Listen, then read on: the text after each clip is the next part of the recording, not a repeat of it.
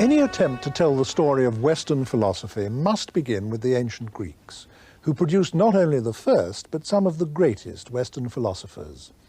The one whose name is probably most familiar is Socrates, who died in the year 399 BC. But there were several outstanding Greek philosophers before him, some of whose names are also widely known. For example, Pythagoras and Heraclitus, and there were others too, of comparable calibre, the first one of all being Thales, who flourished in the 6th century BC. If all these pre-Socratic philosophers can be said to have had one common concern, it was an attempt to find universal principles which would explain the whole of nature. In today's terms, they were as much concerned with what we would call science as with what we would call philosophy. Now, Socrates was in conscious rebellion against their tradition.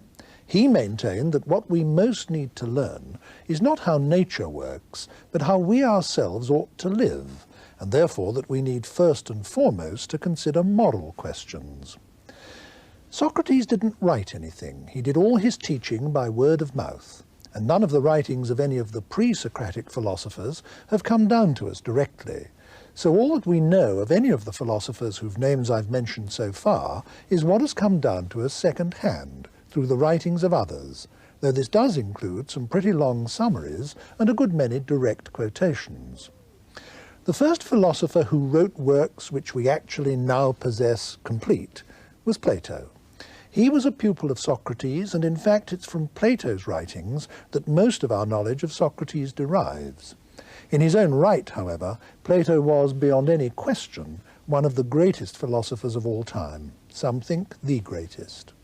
So, if we have to choose an arbitrary starting point in what is, after all, a continuous story, then in many ways a good one is the year 399 BC, with the death of Socrates and then the subsequent writings of Plato. Plato was about 31 when Socrates died and lived to be 81. During that half-century, he founded his famous school in Athens, the Academy, which was the prototype of what we call a university, and he produced his writings, nearly all of which take the form of dialogues, with different arguments being put in the mouths of different characters, one of whom nearly always is Socrates.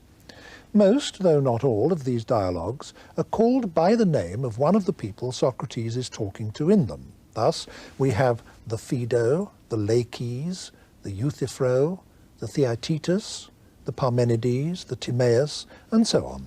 There are more than 24 of them, some of them 20, some 80, a couple of them 300 pages long. The most famous of all are probably the Republic and the Symposium, but most of them are easily available nowadays in paperback translations. The best are regarded as works of literature, great works of literature, as well as of philosophy.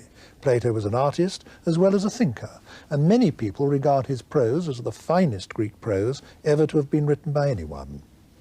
With me now is one of the acknowledged experts on Plato in the English-speaking world, the Professor of Ancient Philosophy in the University of Cambridge, Myles Burnyeat.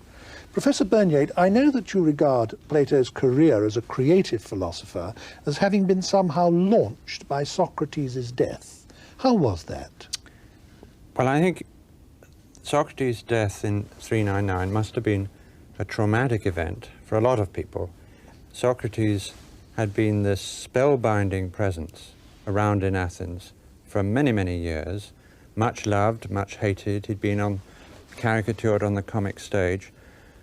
Then suddenly this familiar figure's not there anymore, and he's not there because, I mean, must have been the most traumatic thing. He's been condemned to death on a charge of impiety and corrupting the young. Well, he'd had a lot of followers, and some of them, amongst them Plato, began writing Socratic dialogues, conversations, philosophical conversations in which Socrates takes the lead. It must have been like a chorus of voices saying to the Athenians, look, he's not gone after all, he's still here, still asking those awkward questions, still tripping you up with his arguments. And of course, they were also defending his reputation and showing he'd been unjustly condemned, he was the great educator of the young, not the great corrupter. But the death of Socrates wasn't just, so to speak, a launching pad for Plato, was it? the whole of Plato's outlook can, in one sense, be explained with reference to Socrates, can it not? I think it can. To keep alive the Socratic spirit for Plato meant to go on doing philosophy in the way Socrates had done. So what you get is a group of early dialogues in which he is basically showing Socrates discussing the sorts of questions he was interested in, very largely moral questions. But since to do philosophy in the Socratic way means to do it by thinking philosophically, the process bit by bit and inevitably leads Plato to develop his own ideas in a host of other areas, so that Socrates, there's a sort of evolution in the picture of Socrates. From the gadfly questioner of the early dialogues, he gradually turns into the man who's expounding political theories, metaphysical theories, and so on in the middle period dialogues, Meno, Symposium, Phaedo, and Republic. And I suppose also one can say that in the early dialogues, Plato is dealing with subjects that interested Socrates and dealing with them in Socrates' way, and is then carried, so to speak, by his own momentum as the years go by into dealing with subjects that interest him, Plato, and beginning to deal with them in a different way. I think that's right. Wherever he can plausibly present the ideas as the outgrowth of thinking about Socrates' ideas, they get put in the mouth of Socrates. And I think it's very important that the way he presents Socrates, the historical claim he makes about him is, this is a man who thought for himself and taught others to think for themselves. So if you want to be a follower of Socrates, that means thinking for yourself and, if necessary, departing from ideas and areas that Socrates had marked out. Now, those early dialogues where Socrates is dealing with moral questions all have a certain common pattern, don't they? I mean, what happens in nearly all of them is that Socrates is talking to some interlocutor who thinks he knows the meaning of some very familiar term like friendship or courage or piety or something of that kind.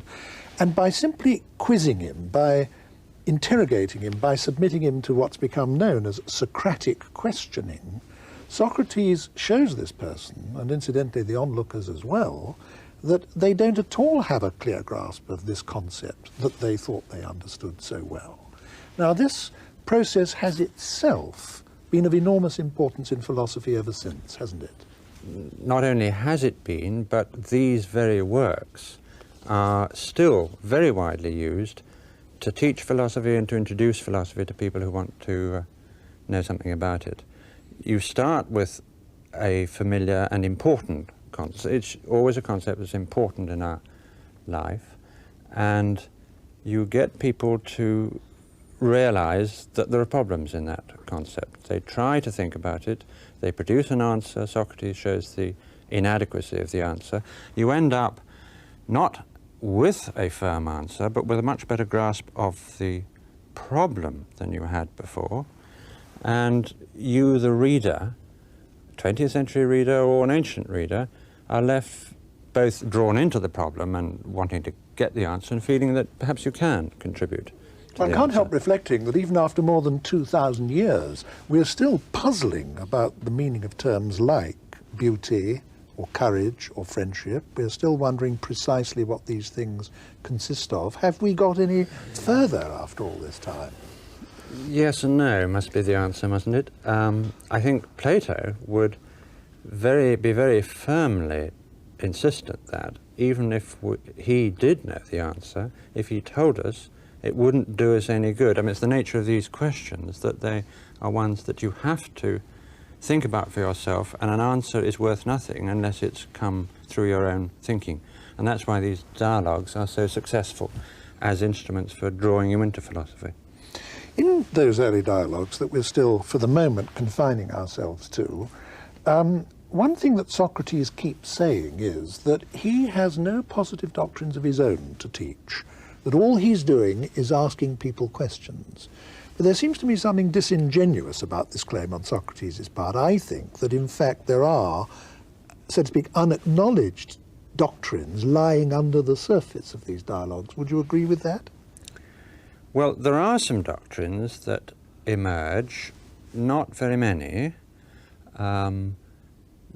there is a group of ideas which comes out in the Apology, for instance, when he says that to a good man no harm can come either during his life or after his death, and which comes out in the Gorgias when he argues at great length that injustice harms the doer and justice benefits the doer.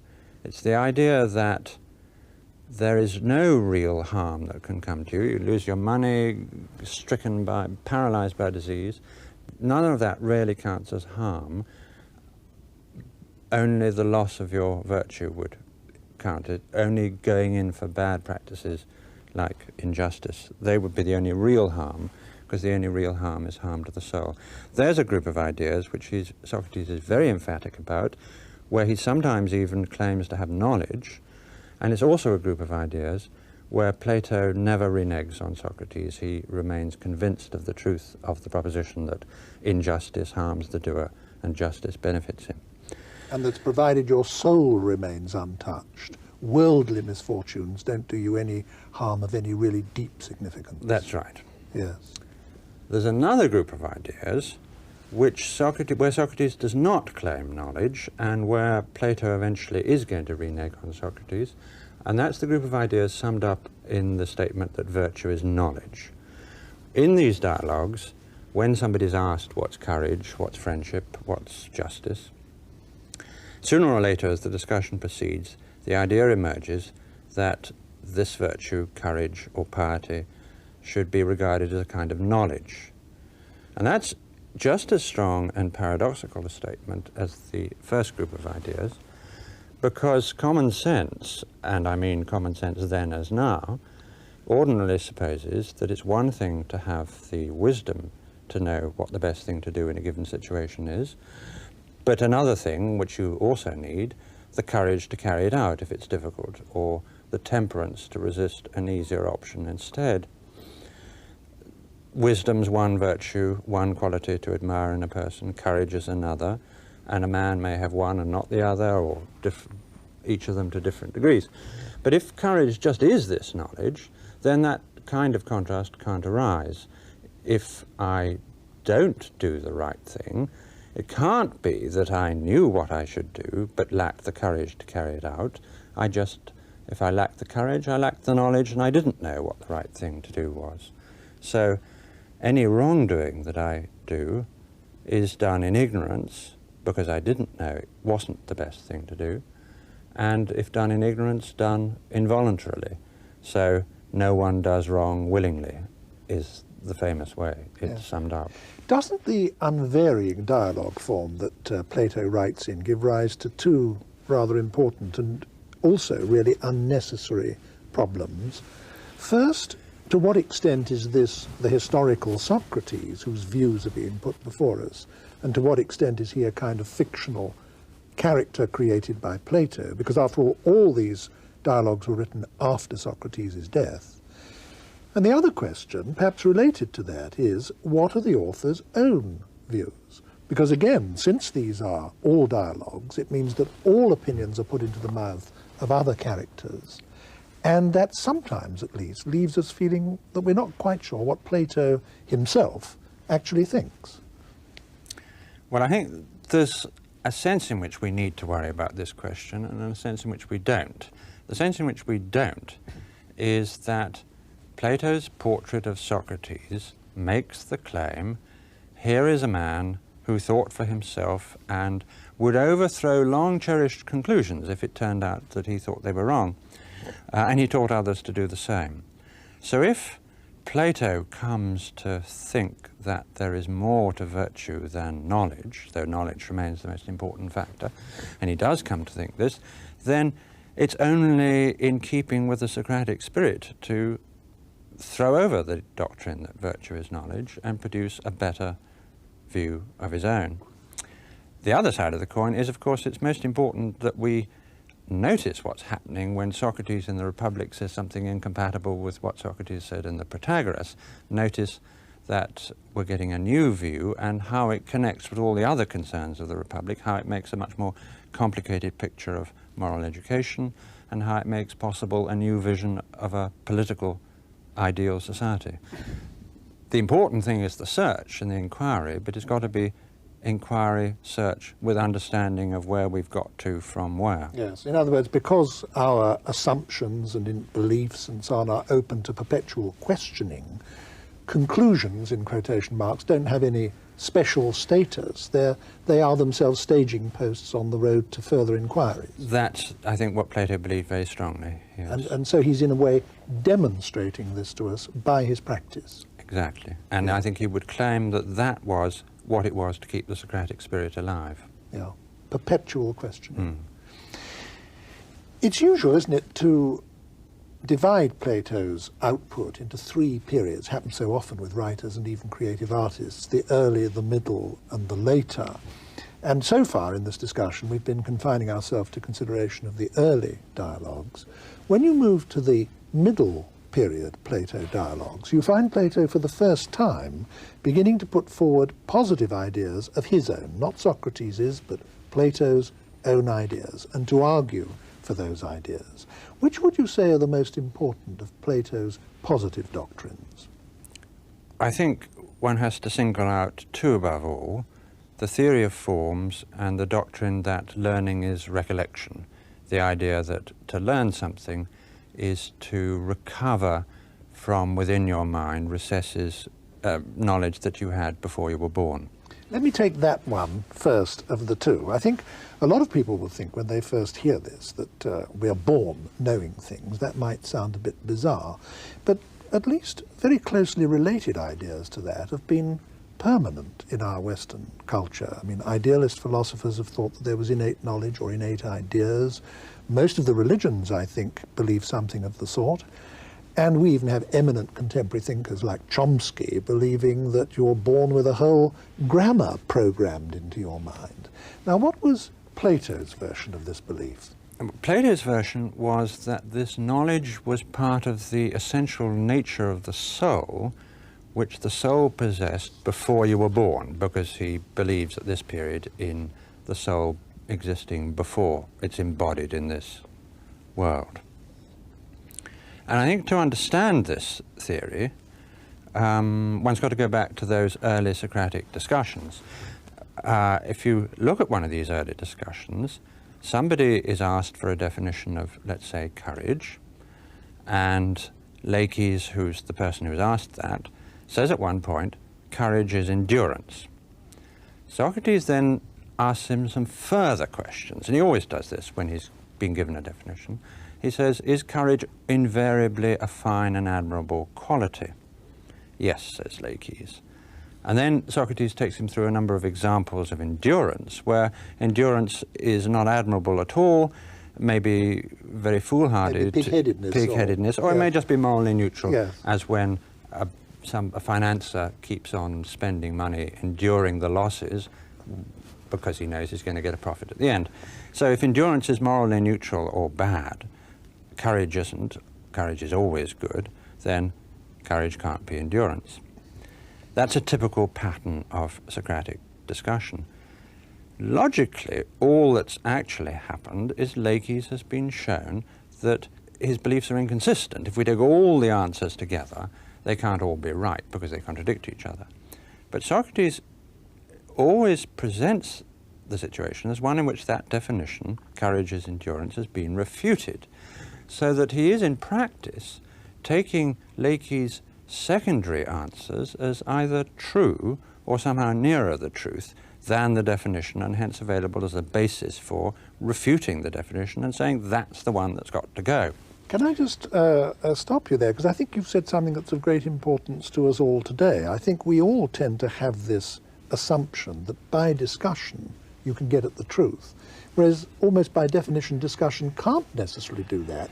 All it can the most it can show you is that your conclusions are consonant with your premises. But of course, if there's something wrong with the premises, then there'll be something wrong with the conclusion. Well, we are very attached to this idea, and if you think about it, it's actually quite hard to justify. Socrates doesn't try to justify it, he just does this and says we've now refuted the definition. But if one had to give a theory of what he's doing, then one would have to say something like what I've just said and you've just implied, that we all have within us the means for making the truth vanquish the false. And that's exactly what Plato does in the Meno. He produces, as it were, a theory of Socratic or philosophical discussion, which puts forward the suggestion that we all have latent within our minds the correct answers to these questions: what is courage, what is justice, and so on. And it's that knowledge deep back within, not immediately accessible, that knowledge is what enables us to knock down all the wrong answers and show they're wrong, and that knowledge is gradually emerging bit by bit in the course of that bit of discussion where, for instance, one thing that Leakes says is used to show that some other thing that Leakes says must be false. Now, I know that in your view, the doctrine you've just expounded for us ties up directly with what the basis is for Plato's most famous doctrine of all, the theory of forms. That doctrine must have been the most influential part of his philosophy in the whole history of philosophy. In fact, it's what the word Platonism has historically almost come to mean. Now, can you explain that to us? Well, remember that these discussions which Socrates has are all centered on a definitional question. What is the definition of courage, of beauty, of justice? If now we have latent within ourselves the knowledge of the answers to those questions, and we have that knowledge independently of and prior to our experience of the world we live in, our using our senses, our going around from place to place, our knowledge is prior to that, independent of that, then surely what we know, justice, beauty, courage, must itself be independent of and prior to this empirical world we're now existing in. And that thesis is the fundamental assertion of the theory of forms, that justice, beauty, and the like exist independently of and prior to all the just actions, just people, all the beautiful things, statues, objects, any that you can find. Beauty and justice exist on their own and apart. That's the theory of forms. This theory that there is another world than this, an ideal world, which is not this world, but in which everything exists that actually gives value and meaning to this world, has had incalculable influence on the whole of our culture, hasn't it? Yes. It's had immense influence on Christianity, for example. I don't want to go into that now, because I think we ought to stick to the philosophy, but that's just one example of the enormous influence that it's had. Yes. Yes. But I think one should be careful of using phrases like the world of forms or another world. Plato uses them, but the contrast he has in mind is not, as one might have thought, a contrast between one set of particular things and then another one completely like it except more perfect, more abstract, somewhere else, some heaven somewhere. His contrast is between the particular and the general. Those questions, what is justice, what is beauty, are general questions. They're not questions about the here and now, and that's the contrast. There's a point in the Phaedo where Socrates is saying that to do philosophy is to rehearse for death. It is, in fact, to practice being dead. Why? Well, because being dead is having one's soul separate from the body. And not considering the things of this world. And yeah.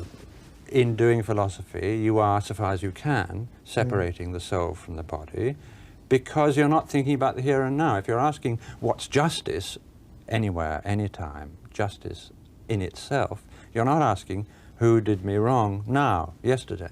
If you're asking what's beauty, you're not asking who's the most beautiful person in this room. And if you're not thinking about the here and now, then in the sense Plato's interested in, you're not here and now. You are where your mind is, not because you're in some other particular place, but a better one, but because you're not in place in that sense at all. You're immersed in generalities. So it's all right to use the phrase the world of forms, subject to the qualification that that means the realm of invariable generalities. Yeah, so the word world here is actually misleading. We Yeah. mustn't think of it as a place Right. where certain spiritual things subsist. Right. Yes, yes. Now, these middle period dialogues that we're talking about now, I'm thinking particularly of the Meno, the Phaedo, the Republic, the Symposium, the Phaedrus. These were written by Plato when he was absolutely at the height of his powers, weren't they? And I think this is actually a good point for us to pause for a moment and think of their literary and aesthetic qualities. Why are these dialogues regarded, and always have been regarded, as supreme works of literary art? Why is that so? They're so alive. I mean, a lot of other philosophers have tried writing dialogues, both ancient and modern, Xenophon, Cicero, Augustine, Berkeley and Hume. But the only one of those ones I've just named who comes anywhere near Plato is Hume. And I think this is because for Hume, like Plato, it's the process of philosophical thinking that counts at least as much as the answers.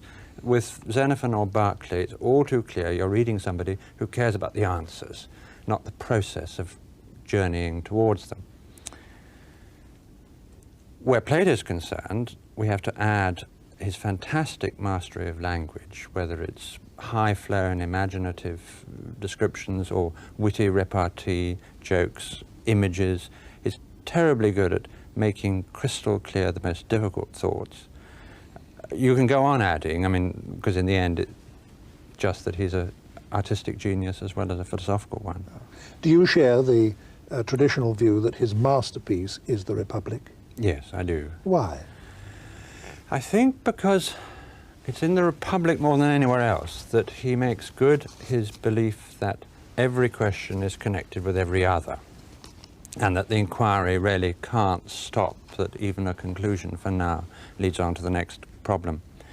I mean, you begin with a straightforward question, what is justice? Familiar Socratic kind of question.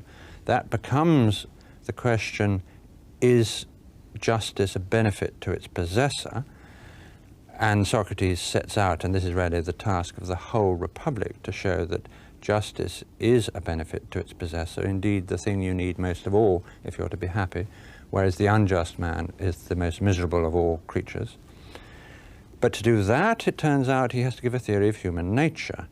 He divides the soul into three parts, and this is where he reneges on Socrates' thesis that virtue is knowledge. Virtue turns out to involve more than knowledge, though knowledge must be in control. And with the idea that knowledge is something that can and should be in control of the non-rational factors, you also get the idea, but now becomes possible, of a society in which knowledge was in control. So we get a whole political theory of a new, better way of life in society. All this emphasis on knowledge being in control raises the question, what knowledge, and what is knowledge anyway, and why is it better than an opinion? So you've got a theory of knowledge. The question, what knowledge the philosophers need in order to rule the rest of us, becomes an inquiry into the sciences. There's a lot about mathematics, a whole vision of understanding the world as it is that we live in is produced in order to support the claim that this understanding of the world as it is what should be in charge of ourselves, both individually and in society. And so all of that growing out of this one question, what is justice, the inquiry really doesn't cease until death, with the vision of the afterlife and the myth of at the end of the book. It's such a rich book that I think we can't go any further in pursuing individual strands within it. I think one must just hope that some of the people listening to the discussion will be prompted by it to go off and have a look at it for themselves. I think we must move on now to the later dialogues of Plato, and when we do, when the move from the middle to the late period of Plato's output shows us another change of character again. Suddenly the dialogues become less literary, dramatic, colourful, etc., and rather more what we might call academic or analytic. Why is that? In my view, they're not actually less dramatic. What happens is that all the effort of irony and imagery that in previous works went into depicting the people undertaking the discussion, that's all now going to the ideas and arguments themselves. And very often it's ideas and arguments that are familiar to us from Plato's own earlier works, like the Republic or the Phaedo. Plato, I mean, one of the extraordinary things about Plato, and he may have been the first writer in history to be able to do this, is he built up a relationship with his readers such that when writing one work, he can take it for granted that his readers have read his previous works. He can surprise them, he can make allusions, he can build up resonances through that. And what he most of all does with that is conduct a sort of public self-scrutiny of his own earlier ideas, relying on us, the readers, to know what they are, but saying, so to speak, don't get too enthused by the Phaedo and the Republic. It was all very fine stuff, I know, but these truths, if they were, are no good to you or to me if we can't defend them against criticism. And maybe they weren't truths anyway. Maybe they were all wrong. So let's take a few of them and subject them to really hard analytical criticism. Now, if you had to single out one of these later dialogues for particular mention, which would you choose? Well, the prime example is the Parmenides, where the tables are turned on Socrates. Socrates puts forward the theory of forms as he stated it in the Phaedo, and it's unmistakably the Phaedo. There are various verbal connections with the Phaedo that Plato clearly expects his reader to pick up and say to himself, gosh, the Socrates of the Phaedo is now on the receiving end of the questions, and in fact, old Parmenides, who is talking to Socrates in this dialogue, produces a series of objections and criticisms of the theory of forms, which many philosophers from Aristotle onwards have thought were quite devastating. And Plato doesn't tell us the answer. He produces the criticisms, and you're left to decide for yourself whether they're fair, unfair, and if they're fair, what you're to do about the theory of forms. One of the dialogues, which some people think is late, others think is one of the middle period ones, that doesn't matter, which stands aside from the rest, is the Timaeus, isn't it? Partly because it actually contains more cosmology and science than it does philosophy, but mostly, I think, because it also contains a wonderfully poetic creation myth, not dissimilar, actually, to the one in the book of Genesis that I think we're all familiar with. Now, why did Plato do that? I mean, what I have in mind in asking the question is this. Do you think, for example, he believed it literally, in the way one must assume, I suppose, that the ancient Hebrews literally believed in the book of Genesis? I myself think he did not believe it literally. The question was controversial in ancient times, but Plato's closest associates took the view that Plato presented a narrative of the divine craftsman imposing order on chaos, meaning this to be a vivid way of presenting an analysis of what he took to be the fundamental constituents of the whole universe. He wanted to see the entire universe as a product of order imposed on disorder, and particularly mathematical order, and that, of course, is something very different from Genesis. The divine craftsman is embodying, above all, mathematical intelligence in the world at large.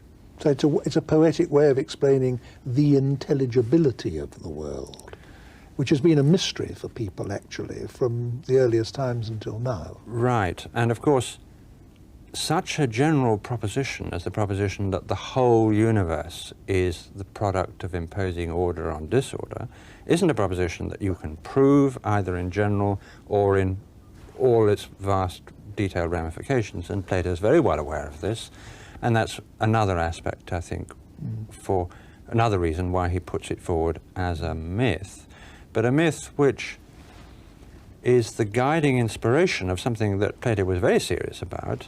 That's a research program in which he enlisted at the academy all the leading mathematicians of his day. Every advance in mathematical astronomy, mathematical harmonics, even a medical theory which shows disease and health to be a matter of the proportions between the constituent elements in the body, each such step forward is a further proof of something Plato cared deeply about, the idea that mathematical regularities and harmonies and proportions are what explain things, and these mathematical harmonies and proportions are, for Plato, the prime examples of goodness and beauty. So really, this is a vision for a scientific research program which is to show that goodness and beauty are the fundamental explanatory factors in the world at large. What you're saying now makes me wonder how all this ties up with the Republic, because when you were talking about the Republic a few minutes ago, one of the things you stressed was that that is, in a sense, a complete philosophy. Well, now, how does what Plato is saying in the Timaeus fit into that apparently already complete philosophy? Well, I think it fits it like a hand fits into a glove, in that what you have in the Republic is a sketch of a program for a scientific, above all a mathematically scientific understanding of nature, which Plato begins to carry out or do his share of in the Timaeus. And indeed, it's the Timaeus which people went to as the statement of Plato's philosophy for a very long time, and it's really only a more recent development which has taken the Republic to be the work of Plato that you go and read. For a long time it was the Timaeus. So what you're saying is that all that cosmology and science in the Timaeus, or you say Timaeus, I say Timaeus, taught in different schools, all that cosmology and science is the working out in practice of possibilities that were canvassed in the Republic. Yes, and the Timaeus presents itself dramatically in its introduction as a continuation, in some sense, of the discussion in the Republic. Yes. And what's more, this research program, as I called it, that's announced in the Republic as to how astronomy should be done, how mathematical harmonics should be done, was actually done. And behind that academic research program is, that is the starting point of many of the very greatest achievements of Greek mathematical science, down to the astronomy of Ptolemy. Ptolemy's astronomy is the ultimate descendant of the astronomy that was done in the academy by these leading mathematicians that Plato gathered together there to show us a world where mathematical order is the governing principle that's the most important, must feature most importantly in your science. And since mathematical order is the expression for Plato of goodness and beauty, these sciences which show us the world as it is, objectively speaking, are simultaneously sciences of value. And that's how the metaphysical aspects of the Republic, this knowledge that the philosophers are to learn, can simultaneously be the foundation for a radical new kind of politics, because what the philosophers are learning before they come to rule the rest of us are sciences of value as well as fact. Another of the dialogues, another of the later dialogues that you yourself have a particular reputation for knowing about in the academic world is the Theaetetus. Why have you specialized in that?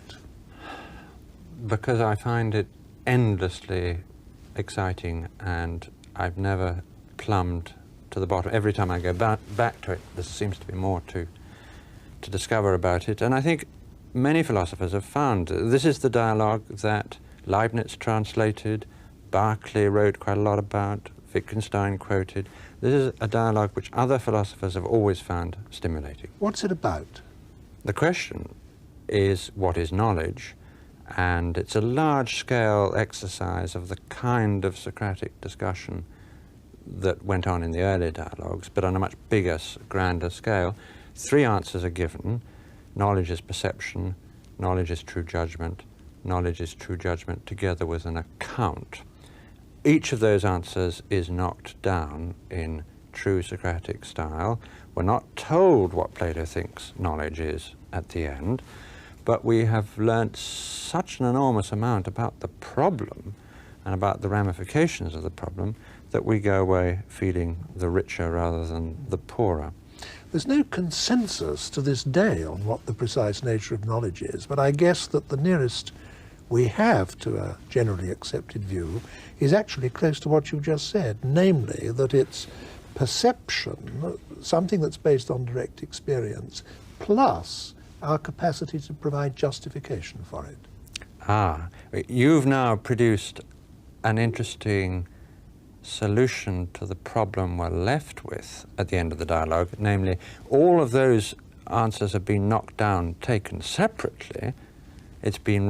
Socrates has refuted the thesis that knowledge is perception, refuted the thesis that knowledge is true judgment, refuted the thesis that that knowledge is true judgment with an account, and now you're suggesting that perhaps we could get a definition of knowledge by somehow putting all the elements of the three separate definitions together into one, and thereby making a theory of knowledge around a definition of knowledge. That would be a highly suitable response to this kind of dialogue, namely suggesting a definition of one's own in terms of what one's learnt from the dialogue.